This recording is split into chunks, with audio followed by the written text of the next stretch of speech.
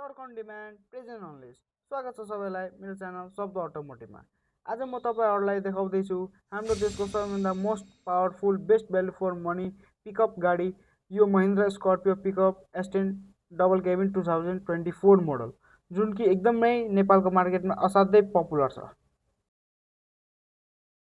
यो Mahindra स्कर्पियोको tyre profile रहेको छ 245/75 R16, जुन कि असाध्यै राम्रो छ यसको अफरोडिङ क्यापेबिलिटी र हाइवेको राइडमा। यो स्कर्पियोमा महिन्द्राको 2200cc को एमोग डिजल इन्जन, जसले 140 bhp को पावर र 320 न्युटन मिटरको टर्क फाल्छ, जसले जस्तो सुकै बाटोमा पनि यसले पावरको कमी हुन दिँदैन। यो इन्जन आफ्नो लामो समयको विश्वासिलो र कम मेन्टेनेन्सको लागि चिनिन्छ। यो महिन्द्राको सबैभन्दा सफल एमोग डिजल इन्जन छ, जसको मेन्टेनेन्स एकदमै लो छ अल ओभर नेपालको मार्केट और इन्डियाको मार्केटमा पनि। यही कारणले गर्दा यसको लो मेन्टेनेन्सले गर्दा नै यसको सेल्स नेपालको मार्केटमा एकदम राम्रो छ अनि यसको महिन्द्राको सर्भिस सेन्टर अल ओभर नेपालमा नै छ। अब हामी यो गाडीको फिचर्स र इन्टेरियरको हेरौँ कस्तो छ, कस्तो लग्जरियस छ। एकदम लग्जरियस छ, अन्डर 55 लाख, जुन यो पिकअप सेगमेन्टमा आउँछ यो गाडी। अनि यसको स्पिडोमिटर पनि एकदम राम्रो छ, एनालग र डिजिटलको कम्बिनेसन छ। यसमा 7 इन्चको इन्फोटेनमेन्ट सिस्टम रहेको छ अनि यसको माथितिर सनग्लास होल्डर पनि रहेको छ, जुन कि एकदमै लग्जरियस फिचर छ र धेरै युजफुल फिचर रहेको छ प्र्याक्टिकल युजेसमा। यो गाडीको ग्लोभ बक्सको स्पेस पनि ठिकै ठाक छ, धेरै न ठुलो छ न धेरै सानो पनि छैन।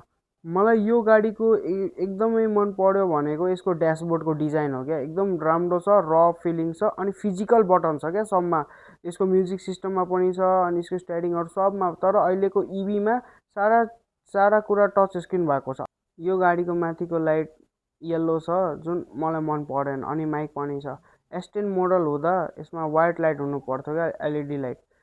अनि प्रोजेक्टर यसको हेडल्याम्पको थ्रो पनि राम्रो थियो, तर हामीले मोडिफाई गरेको छौँ, मोडिफिकेसन भएको छ। पहिला येल्लो थियो, यसमा हामी एलइडी हालेको छौँ, अरू त सब त्यस्तै नै हो, तर थ्रो राम्रो छ यसको। वाइट एलइडी लाइट लगाउँदा यसको थ्रो झन् इन्हान्स राम्रो भएको छ पहिलाभन्दा। अनि अरू कुरा गरौँ यो गाडीमा 7 इन्चको टच स्क्रिन रहेको छ, जसले वायरलेस, जसमा एन्ड्रोइड र अटो वायरलेस छैन, वायर्ड छ, वायर्ड थ्रु चल्छ। यो मलाई एकदम मन परेन S10 अहिलेको 2026 को मोडलमा। यो म्युजिक सिस्टममा एटलिस्ट एन्ड्रोइड अटो र एप्पल कारप्ले वायरलेस हुनु पर्यो।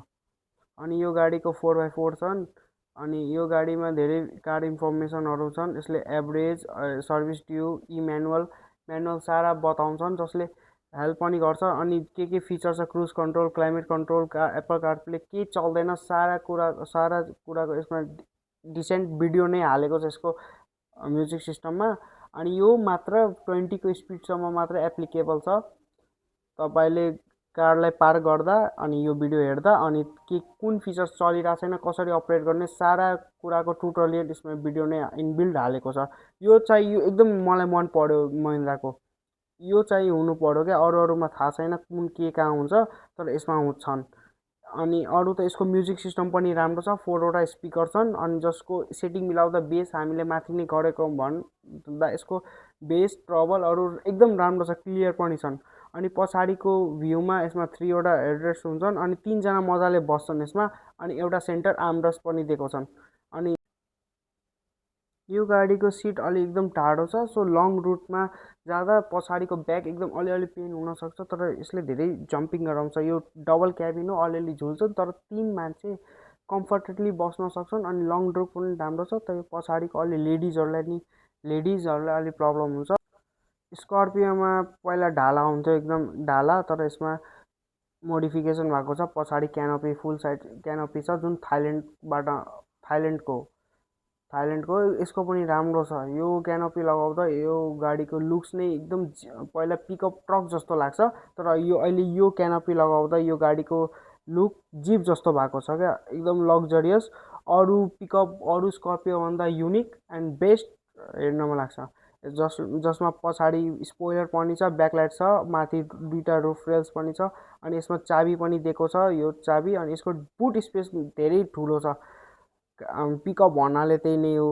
एकदम यसको बुट स्पेस राम्रो छ। अनि क्यानोपी लगाउँदा एउटा त राम्रो राम्रो एडभान्टेज छ, पानीहरू पर्दा सामानहरू एकदम सेफ हुन्छन् अनि धुलो सुलो केही छिर्दैन क्या। अनि यसको कम्पनीले यो गाडीमा 1 टनको क्यापेसिटी लोड क्यापेसिटी छ। तर राम्रो छ यसको 1 टन। हामीले यो गाडीमा 1.5 टन 2 टनसम्म एकदम लोड गरेको छौँ। अलिक पछाडिको सस्पेन्सन अलिक डाउन भएको थियो, तर जुन स्टेबिलिटी आउँछ नि यसको पछाडि जुन 1 टन दिएपछि त्यो नेक्स्ट लेभलको छ यो पिकअपमा। यो गाडी एकदम राम्रो छ। अनि यो गाडीमा स्पेयर टायर पनि सेम साइजको नै छ। अरू अरू गाडी अरू कार ब्रान्डहरू एक साइज सानो दिन्छ, तर यसमा एक्ज्याक्ट त्यही नै हो। यो बम्पर गार्डले गर्दा यो गाडीको लुक्स झन् इन्हेन्स र स्पोर्टी भएको छ। अनि यो गाडीमा सेफ्टी फिचर्समा डुअल एयरब्याग्स, एबिएस, इबिडी नै छन्। S10 हुँदा यो मोडलमा 16 इन्चको एलोय व्हिल्स देखिन्छ, जसको लुक्स यो महिन्द्रामा एकदम जजिन्छ क्या। स्पोर्टी लुक्स र मस्कुलर लुक्स पक्कै पनि सबैको मन जितेको छ। यो मेरो युट्युबको पहिलो भिडियो हो, त्यसैले आगामी दिनहरूमा यसको कस्तो कन्टेन्ट हेर्न चाहन्छु तल कमेन्ट बक्समा लेखेर अवश्य बताउनुहोला। भिडियो मन परेमा लाइक अनि सब्सक्राइब गरिदिनुहोस्। धन्यवाद।